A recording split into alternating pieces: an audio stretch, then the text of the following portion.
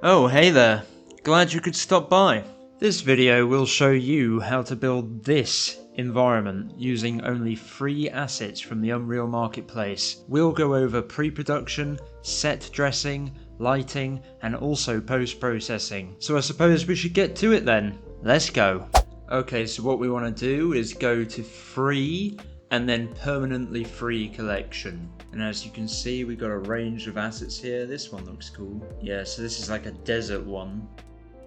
Yeah, I really like this one. This guy always makes really good stuff. It's a lot of nice trees, diversity in the assets, nice colors. Yeah, that's a good one. What else we got? Yeah, same guy. This sort of Asian style one. For this one, you know, it's got some really nice trees and foliage. The buildings are nice also. And what else we got? Yeah, this one's really nice as well. I like the rocks in this one. I quite like those tall trees that you can see as well. They're really nice.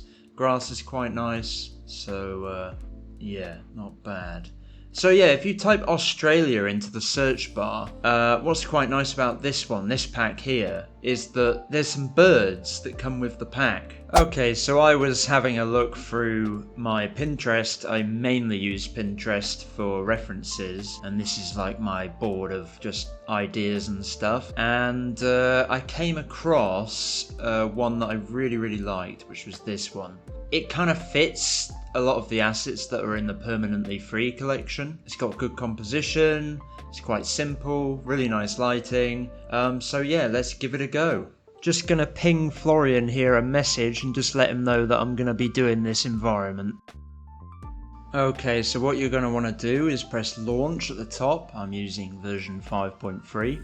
Then you click the games tab and then third person. Name your project. I'm gonna call it tutorial. And then after that, you're going to want to press create. Okay, so this is what you should be greeted with when you open the scene. First things first, in the outliner on the left, you're going to want to remove some stuff because you don't really need any of this. So just copy me and delete these things unless you absolutely want it in there. And then finally, you just need these. And also, yes, that.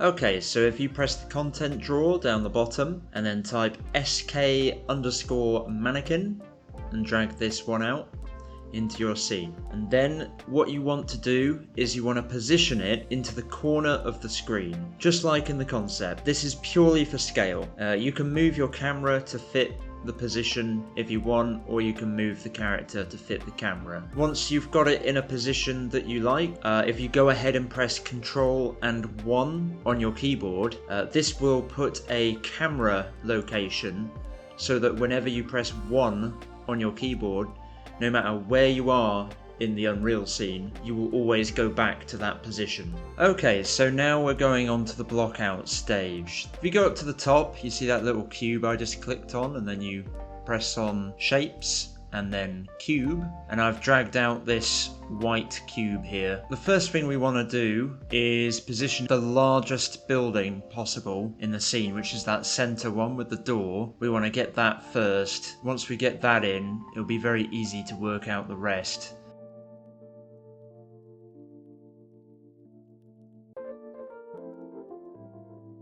As you can see on the concept, there's a smaller building just below it. So we just duplicate out the main building and bring that out to the side here.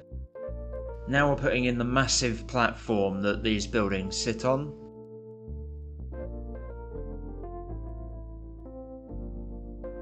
I'm just putting a character into the position there. I just want to make sure that the character is a good scale and that the buildings are not too big. I mean, obviously in the real world these buildings definitely are too big, but this is some sort of fantasy realm. I feel like it's an appropriate scale. So now we're putting in this lower building just down below.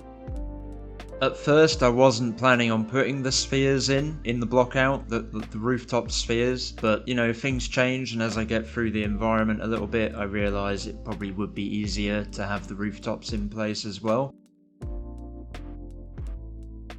If you think that you haven't quite got something right, don't worry about it at all. Concepts are not there to be followed to the exact. Concepts are there as a guide.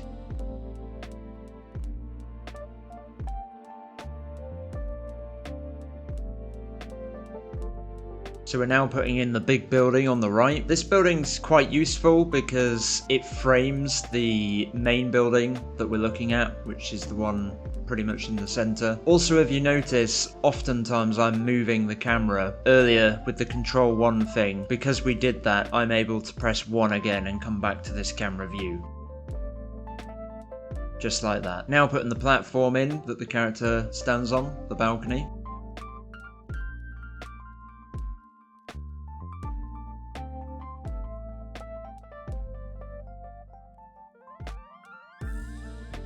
Yeah, so I'm just adding in this sloped bit that you can see on the concept. Yeah, this slope bit's nice because it sort of adds a bit of layering. It makes you think that there's two buildings there. You got the one behind with the trees on top, and then you've got this bit which seems like a roof coming in from a different building. And then it's got this nice walkway that's in between. If you look at the walkway, it does lead towards the center of the image.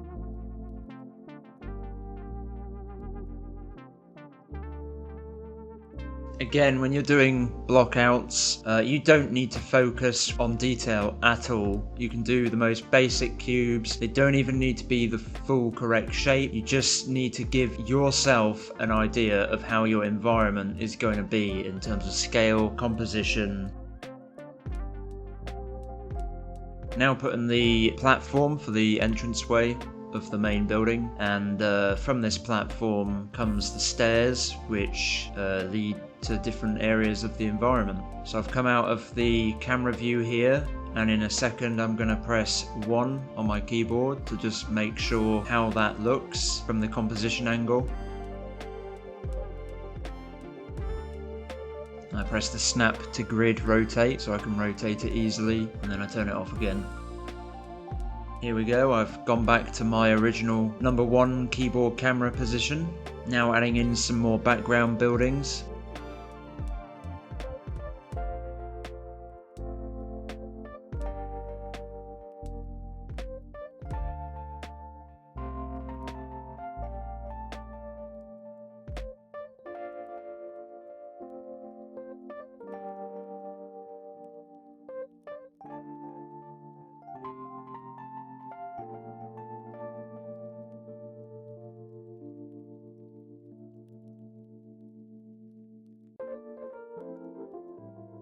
Okay, so at this bit, I kind of feel like I just want to add a bit of detail into my blockout that may help me at a later stage. So I just start duplicating the big cube to kind of add information here. I mean, this could be a walkway, it could be anything, and it's something that you will discover when you're in the detailing phase.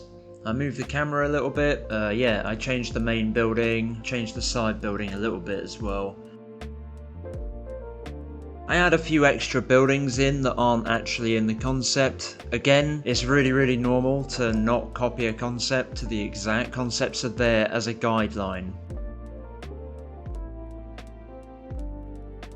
Yeah, and I just rotate the main building a little bit as well. And that's about it for the initial blockout. Okay, so now we move on to asset preparation. So in the content browser at the bottom, you have this collections section. Press the plus and press local collection. Name it whatever you want. I'm going to give it a very basic name. And there you go, you have a collection. Essentially what a collection is, it's a palette of assets, and it's a very good way of organizing yourself prior to the level. So what I've done is, in the filters, I've selected static mesh. Make sure you've got content selected so you can see absolutely everything, and then you want to drag it across to your collection. When you're doing this yourself, I recommend just going through this and working through it yourself. Don't copy exactly what I've got. If you think that there's something there that you want to put to good use, by all means go for it. Like I said earlier, concepts are not there to be exactly followed, and so if you want to go a bit off course and add something more interesting, then please do, because that makes you a better artist. Another really important point that I want to make, you shouldn't select a lot of everything. You should select a minimal amount of different things. For example, there were some doors a few seconds ago. I only selected one of them because, well, one, everything's kind of far away, so you're not going to notice different doors that easily. But two, if you make your collection have lots and lots of assets, then it's just going to be even more unorganized. You'll just take a while building your scene. So my best recommendation is to select a few things, but don't select absolutely everything. So yeah, so for these bits here, I just select a few accents, only 3, but there are around 6 there.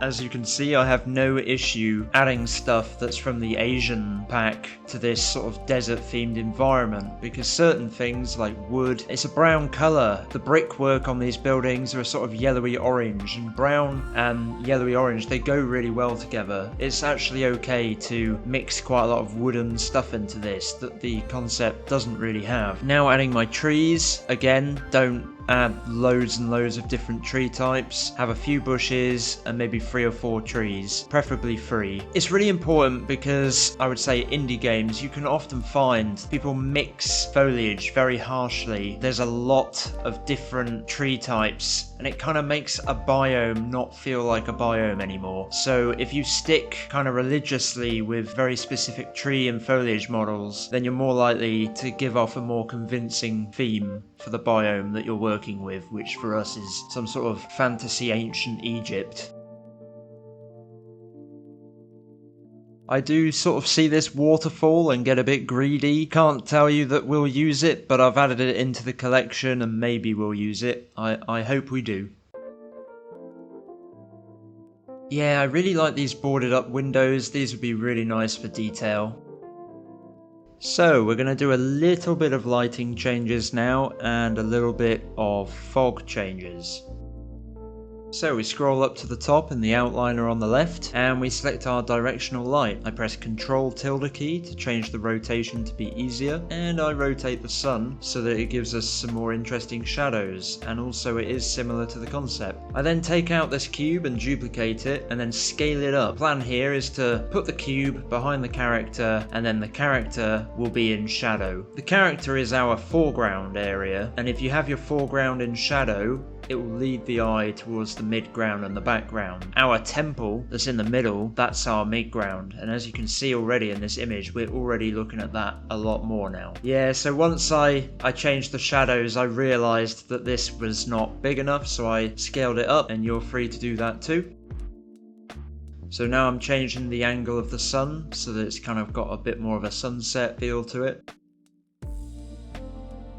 We're now selecting the fog, and at the moment I'm just playing around. I don't have a full idea in my head.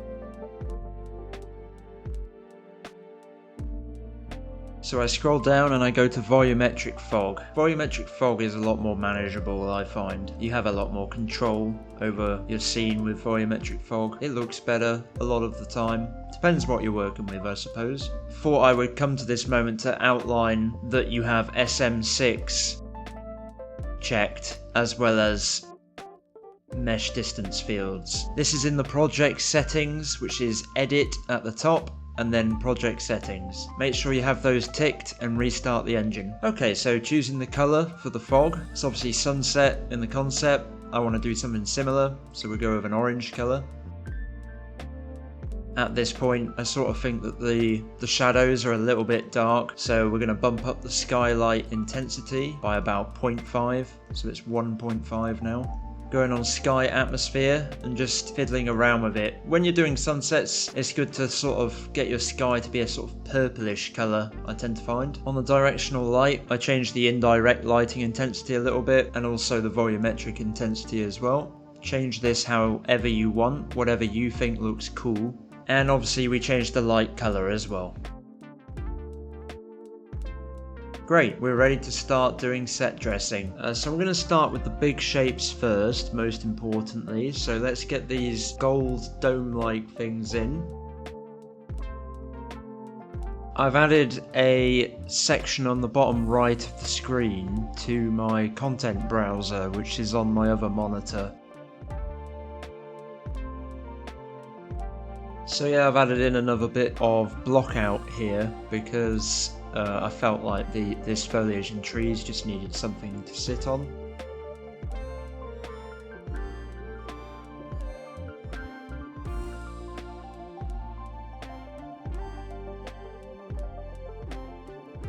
So you have the level art phase, which is placing objects, but I also have another phase called the detail phase. It's a bit beyond the level art phase, and it's where you're kind of focusing on the little things, or adding things, or changing textures, and stuff like that. We're not at that stage right now. The stage we're currently is just getting in the big shapes, and the main construction parts, the walls, the trees, the tops of the roofs, the steps, the main bits.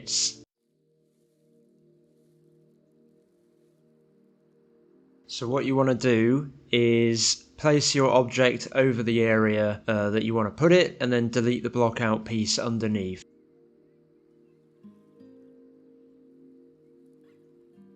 Please make sure that you're saving your work. Control S, maybe every 5 minutes. Really don't want you guys to be working through this and then lose all your work.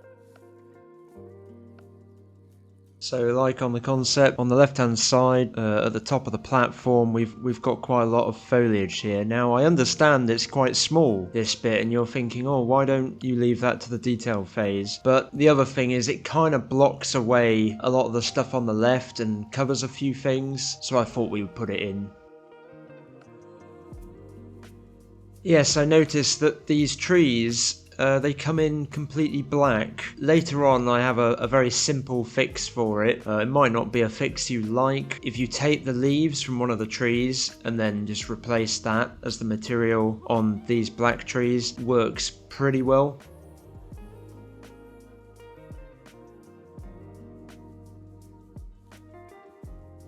Yeah, so I had a look through again on the Ancient Egypt pack. There's like a big gateway mesh, so I did actually add that to my collection, and yeah, it worked. As you can see here, it works really well. This environment is great for a portfolio, like a main menu, you know, like in an MMORPG where you select your character, like one of those, or like a lobby, like you get on games like Hunt Showdown, stuff like that. You have like a lobby at the start of the game with a nice little background.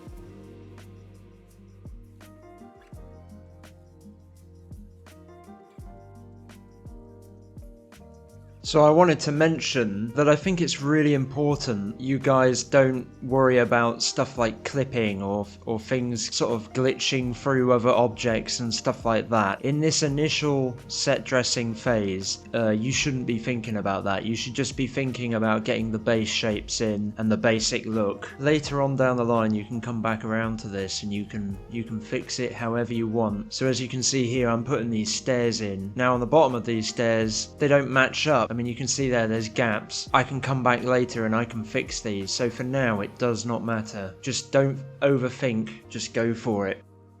I have a rule I always say for environments, which is pretty much every environment is always fixable. I can make something and I can be thinking to myself, God, this is looking really, really bad. But I always know that because I have this rule where I can fix things later, I can always make it look good in the end. So if you're thinking about deleting things and starting again, my recommendation is to just keep going, not think about it, don't overthink, and just come to it at the end in the detailing phase.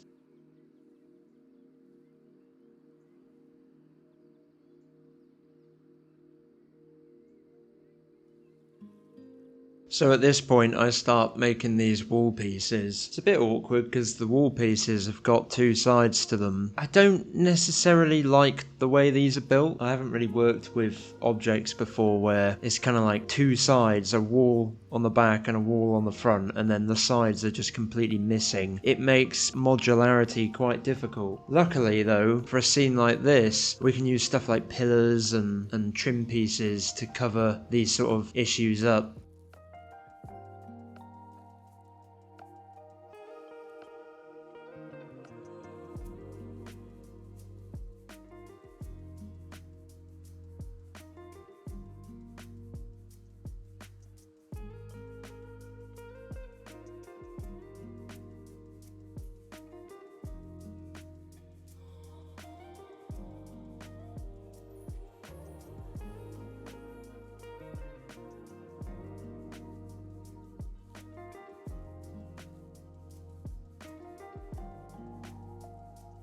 So here we are, we're adding in some pillars to cover up edges. It's also quite nice, I quite like that mesh quite a lot.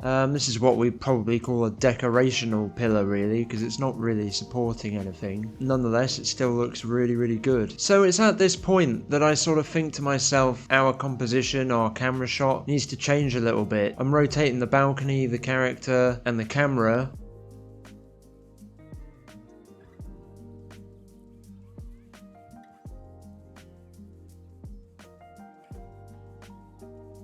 And then I move these trees and the platform it sits on so that they sort of swing round a bit further so that they're in the left hand side of our screen, like that. And then there we go, when I press 1, that's my new camera view.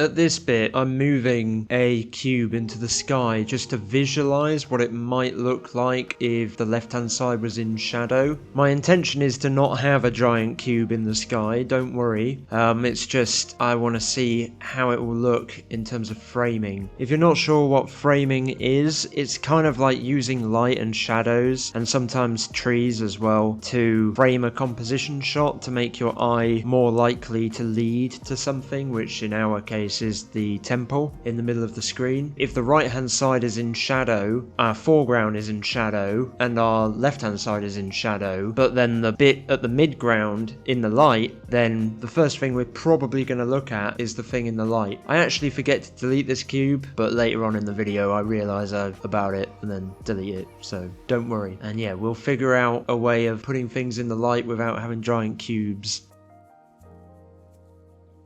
Just gonna say again, please do not forget to save, guys.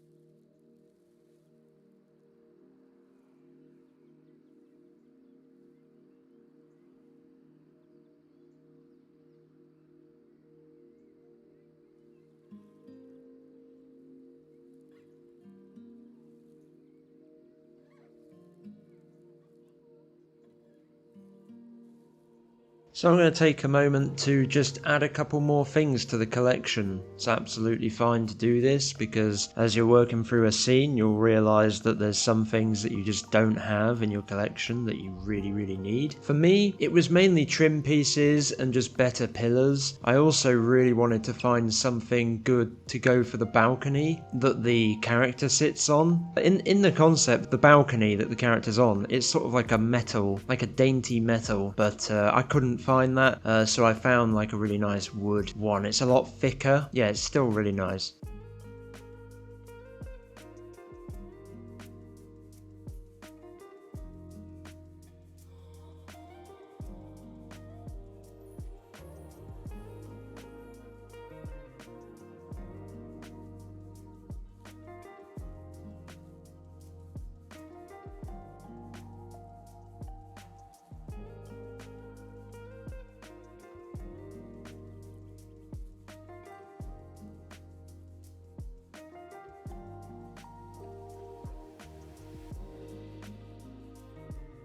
Please always remember that you should press 1 on your keyboard and just check your composition angle and just make sure things look good. If you have a feeling in your head that something feels off when you look at your composition angle, it probably means it is. This could be anything, like an object just being too big, or the camera angle is too weird basically, it just doesn't work, or it could just be something simple like a texture just feels out of place. If you're worried that your composition isn't very good, then you're always welcome to message me and I'll take a look at it.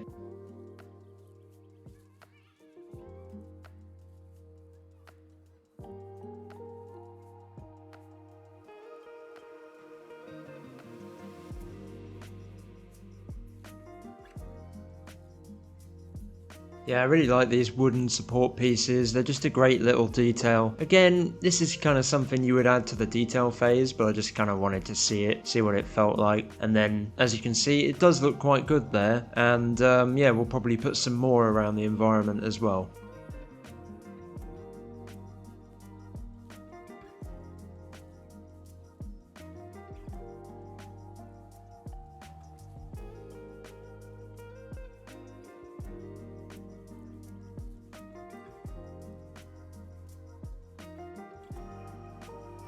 As you can see, these trims, they're not on the concept. I'm just making this up now at this point. There's absolutely nothing wrong with that. Like I said before, we're going to use this concept as a guideline. It's got us the base way, and then we're adding in our own details. We're not really going to follow the concept in terms of detailing. This is kind of the detailing phase, but also they're quite large chunks and they help separate things off. So yeah, I quite like them. Again, here we go, using a trim to fill in a piece that we don't like. You see this all the time in the games industry, even in AAA games like God of War and stuff like that. They'll have like a corner bit that they want to fill in. They'll put a pillar there, or a bush, or a building, or a plank of wood. Covering up areas that look bad with 1 or 2 objects is a really, really normal thing in the games industry.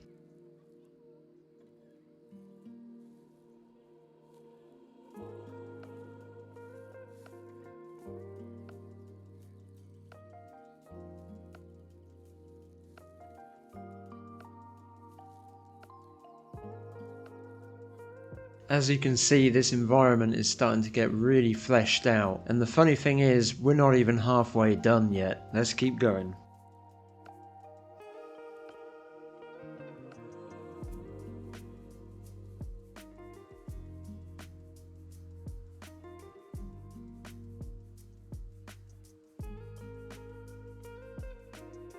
Okay, yes, I know, my greedy self really wanted these waterfalls. I've put them in, but I'm not sure if I like them or not, so we'll see. We'll see what we do with them in the end. When I discovered this piece, this particular 3D piece, the environment opened up a lot more for me. It's just got a really nice trim, platform, and everything's there for you. So I changed the texture on it, and I use it everywhere. I literally used it everywhere.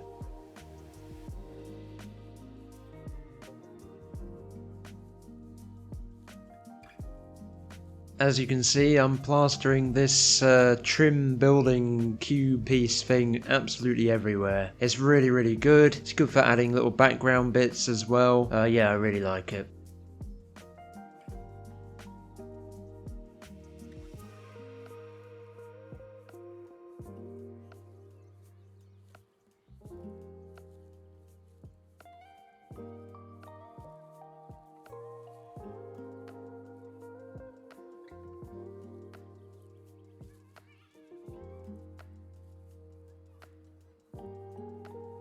Finally, we're on to the main fortress. Don't know why I left it so long to do this piece. Usually I would do something like this first, but I just really wasn't sure what to do with it. In the end, I've decided to do this trim piece I've been using everywhere, and I'm putting it on 4 corners, make it kind of look like a fortress.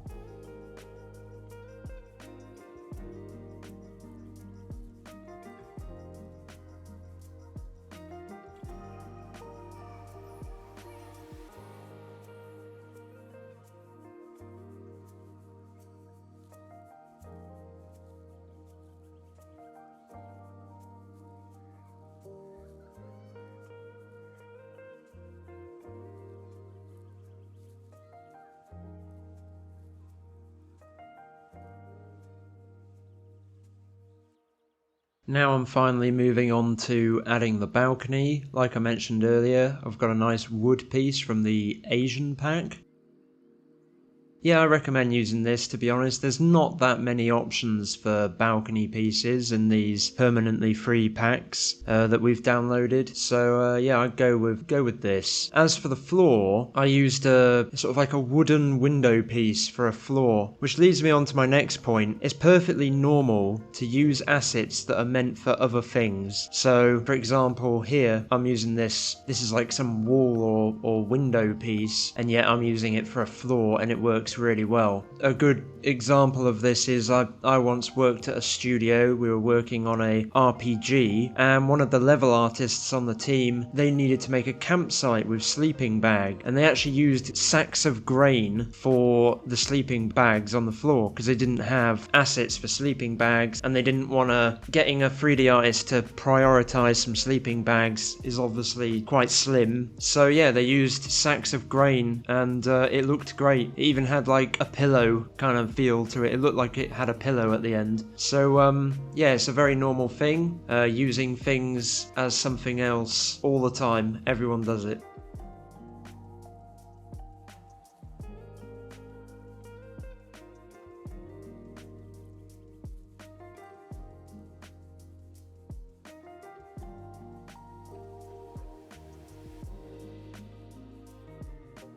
Okay, so now moving on to the building on the right hand side. For this sloped piece, I did think that this pyramid would be quite a good option. I mean, it's got the slope, but it's got a flat base, which means it won't intersect down below. And when when you're working with limited packs, you have to kind of do makeshift stuff like this, unless you've got a 3D artist on hand for you, which if you're indie or something like that, a lot of the time you don't, This is another example of using assets that are meant for something else.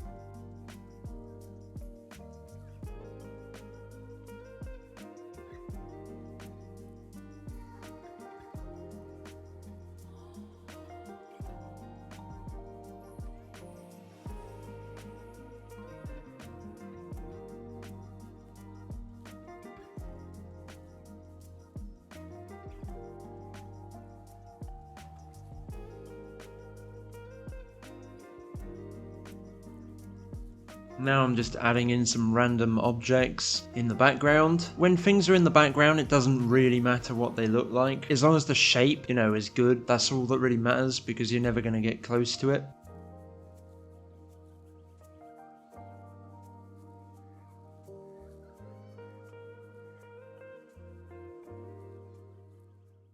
Okay, so we're now on to the detailing phase, more or less the final phase.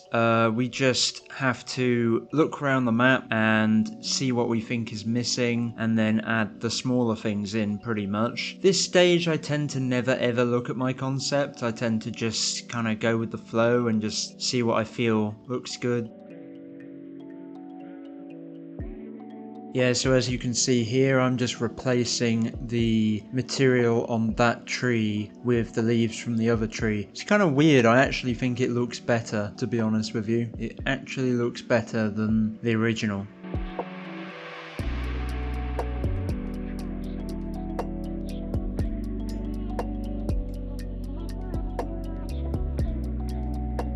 Okay, so I felt like our environment was just a little bit too brown, so I've basically gone in and started looking at new textures and editing them, because I just feel like it looks a lot better if the brickwork and some of the other bits are a bit more white coloured. It just works better with the golden rooftops, because the thing is, if you have brown and then you also have gold, they're so similar that your entire scene kind of just looks flat. If you offset it with a brighter colour, like white, and for me I chose bricks. I was going to choose concrete, but I went with bricks, but concrete would probably look cool as well. And yeah, you should have an experiment with your textures and see what you can come up with. The thing is, you're kind of at the point now where your environment's done. Obviously not fully done, but you can take quite a lot of risks and do a lot of experimentation at this point, and it will be fine because you can obviously just revert back.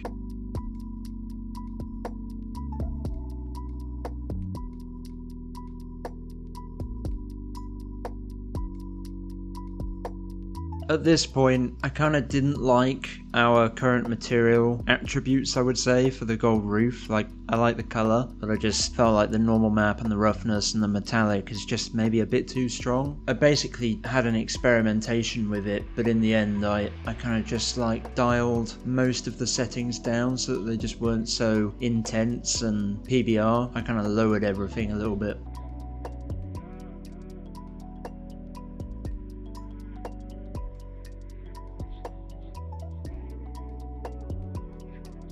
Yeah, so it's time to put some accents on things. I added a few accents to my collection, like these diamond ones. Feel free to have a play around with them. They're a great little thing to add to flat wall faces that haven't really got much information. You know, it doesn't really matter if they even mean anything, especially if it's a stylized scene like this. You're just trying to create information at this point, and yeah, these shapes are great. They're really, really good.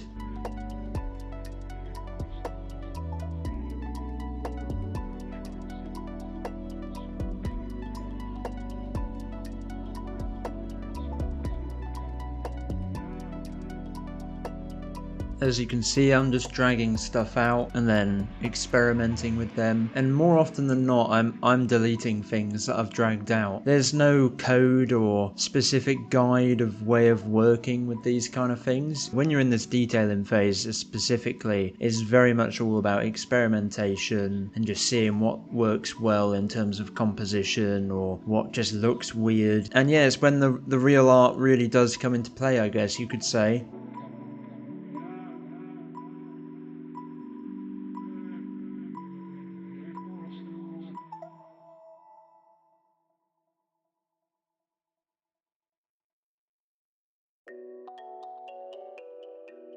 Okay, so at this bit I do make a bit of an adjustment to the lighting. I only do a small bit. We're not in the lighting phase yet at all, but sometimes, you know, if you change the sun direction and stuff like that, that obviously changes the shadows dramatically, and that gives you a much better idea on the scene that you're dealing with. I wanted it to feel kind of more like it's the end of the day, and our current scene was a bit washed out. So yeah, I messed around a bit and basically got the sun to rotate onto the other side of the building that's to the right of the camera we've set up.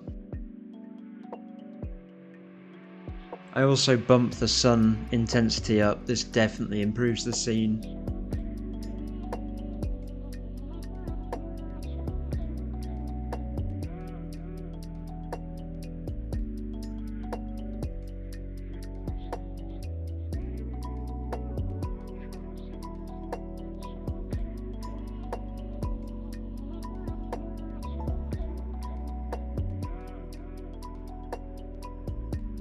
At this point I decided to change the colour of some of our accents. Yeah, so I changed the trimmings at the tops of these like wall pieces that I really like, and I also do end up changing the colour of our diamond shaped accents as well.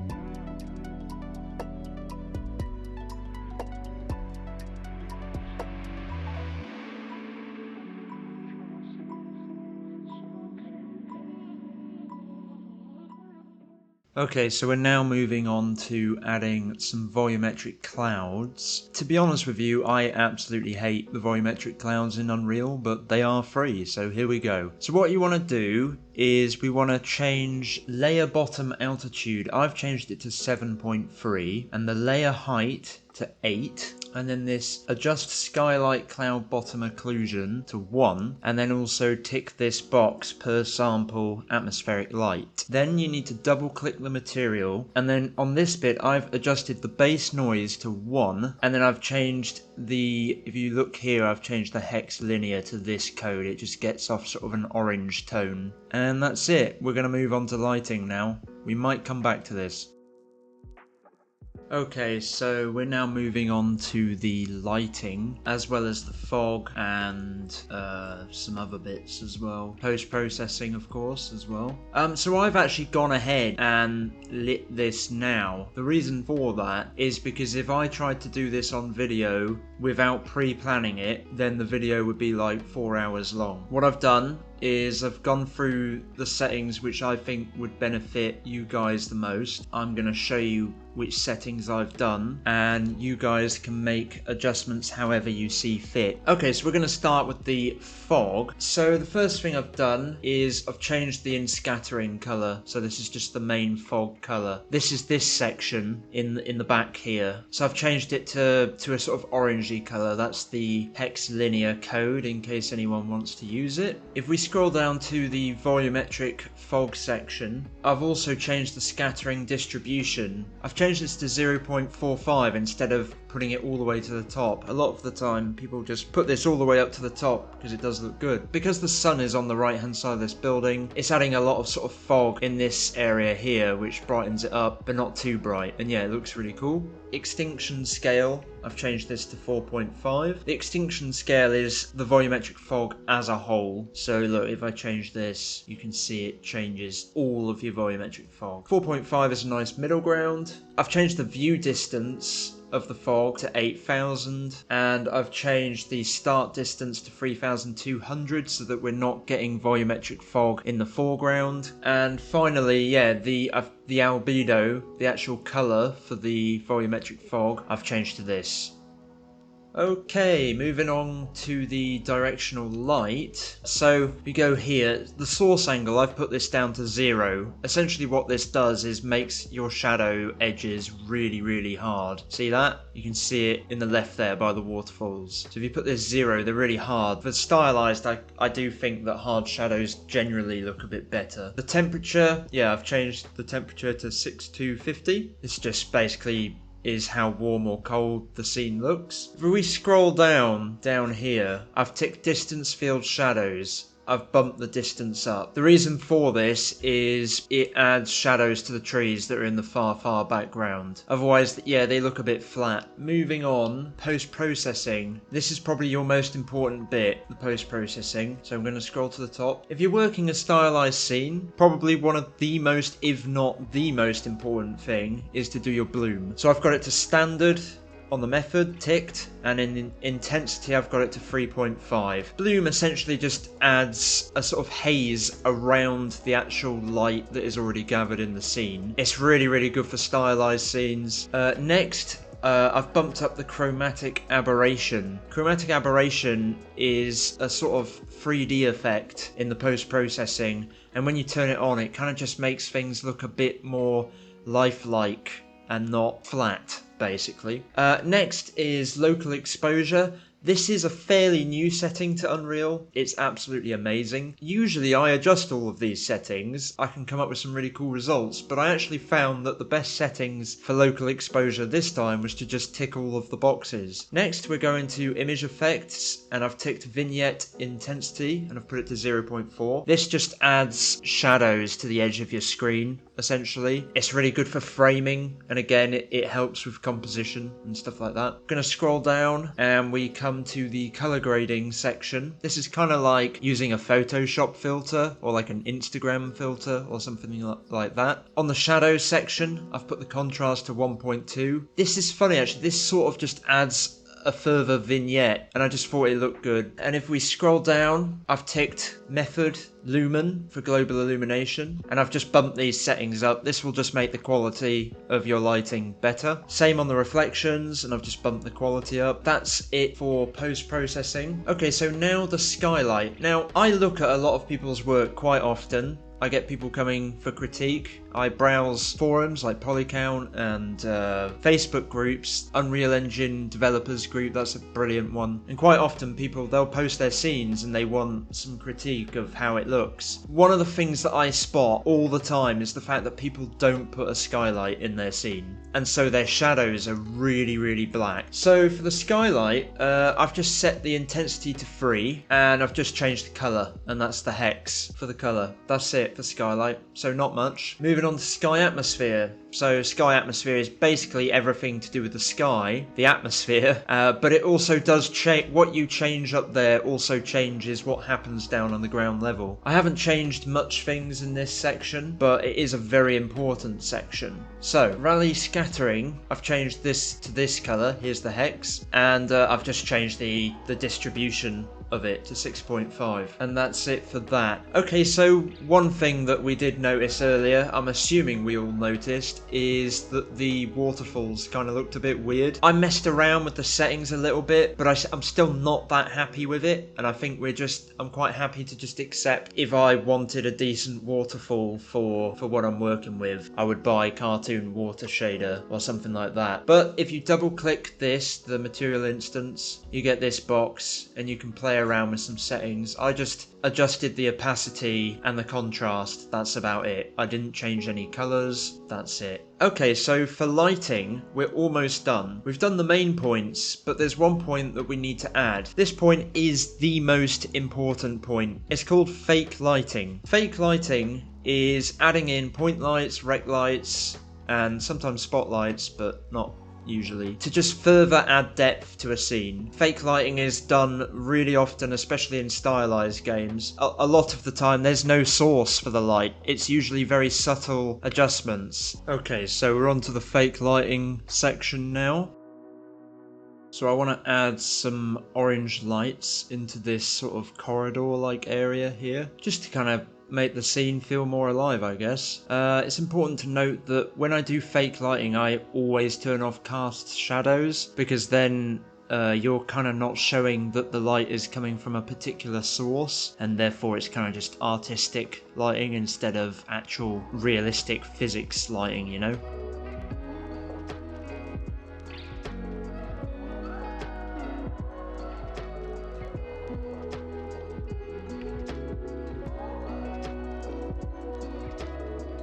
So here we're using a rect light, which means rectangular light. We're just simply adding information here. Again, cast shadows is turned off. When you look at this area specifically, it just looks really phased out and hazy and hard to see. So it needs a light to support it.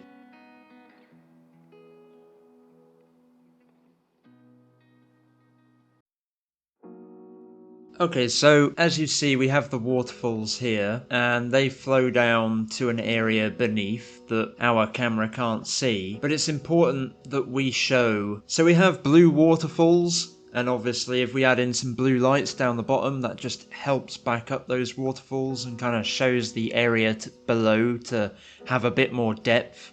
It's really important that when you do fake lighting, you keep things subtle. Don't do like really high intensity lights because, well, for one, our main aim with this piece is to look at the temple door. That's our composition center. That's what our eye is supposed to look at. So if you draw away from that by creating really light colors and really intense lights, then that's obviously bad. So with fake lighting, you're always going to want to go subtle.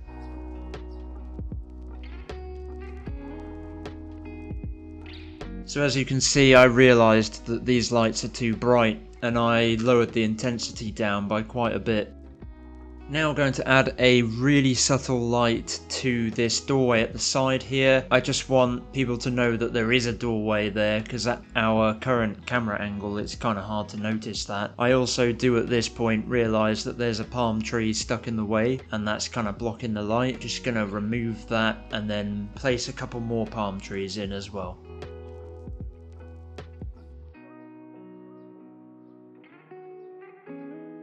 Okay, now we're moving on to the main door light. I made this really subtle. I do not want a really bright door. So, as you'll see here, I'll put in some really subtle lights on that front door.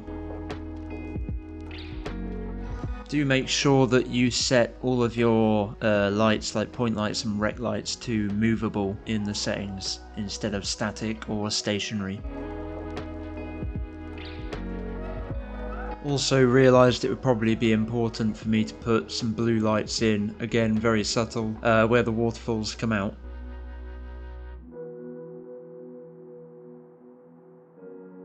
Finally, don't forget to add in the birds that we mentioned earlier. It's in rural Australia, birds, and then it's the Niagara system. You've got FX Birds 01 and FX Birds 02. You drag them in and yeah, they just kind of fly around. They look cool. You do have to play around with the placement quite a lot, otherwise they'll end up just flying through buildings and stuff. But yes, they will bring the scene a little bit more to life. So that's it from me. If you got this far, then I'm sure you have a really cool environment. If you want to showcase your environment or you need help, then please consider joining my Balm Labs Discord server. I will be actively helping anyone that joins that server. Finally, if you liked the video, then I'd really appreciate a thumbs up and a subscribe to give me confidence to make more videos. But no pressure, seriously, and have a great day.